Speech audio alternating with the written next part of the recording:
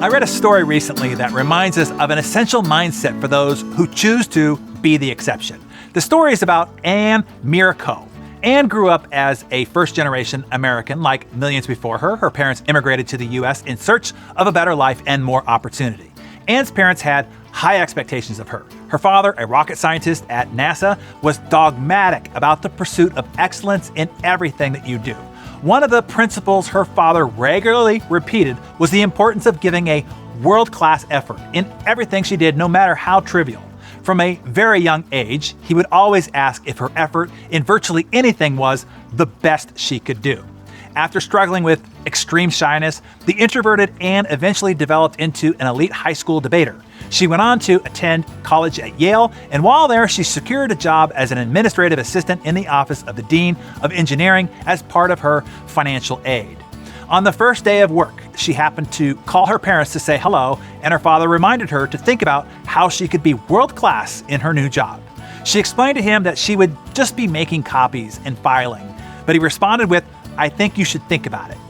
Respecting his advice, she decided to rethink how she approached her tasks. She focused on crisp copies that people could not discern from the original. She chose to use a label maker for filing rather than handwriting them. She even made sure to pick the freshest donuts when she was asked to bring them into the office. Her stated goal was to make everything a delight moment for the people that she worked with. One day, a few years into her job, the dean propped his head into the office and told her that he needed someone to tour his friend Lewis around the engineering school. The person who typically did this was out, and he was asking her to do it as he heard good things about her work. She gave a great tour and developed a good rapport with the gentleman, but had no idea who he was. At the end of the tour, he asked if she would like to come to California for a tour of her own during spring break, shadowing him at his company. It was then that she learned that Lewis was Lou Platt, CEO of Hewlett-Packard. Anne jumped at the opportunity and had a great experience. When she returned to campus, Lou sent her 2 pictures. The first one was her sitting next to him, and the second picture was of Bill Gates, who had also recently visited and was sitting exactly where she had sat. This image left a lasting impression on her, and Platt became a key figure in her professional development. Anne Miracle has gone on to become one of the most respected venture capitalists in the country, playing a significant role in helping to shatter the glass ceiling for women in her industry. She's been referred to as the most powerful woman in startups by Forbes, the New York Times top 20 venture capitalists worldwide, and she is a lecturer in entrepreneurship at Stanford.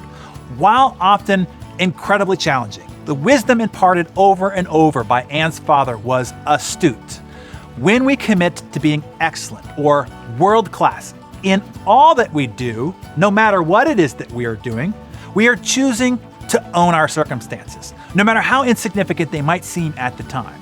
This can give us a tremendous sense of ownership over our lives and over our career, rather than the belief that we are at the whim of fate or circumstances or other people or external events. A commitment to excellence puts us in the driver's seat.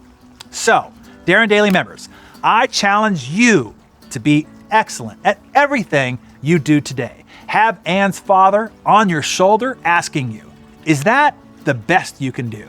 Become world class. Trust me, the world around you takes notice, and opportunities find you.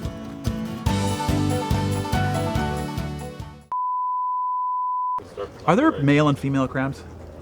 Yes. Okay, just checking. Because I started ad-libbing that because that. So the male ones are much larger. And they have to make other crabs. It's funny on the Darren Daily On Demand because I listen to it with my headphones. I can hear the crows, in the water, and I can hear the planes a lot more acutely than I can on my computer in the morning. Here we're trying to positively influence the world, and the strip club is advertising right above us. And I bet they have more people watching them than they have watching me.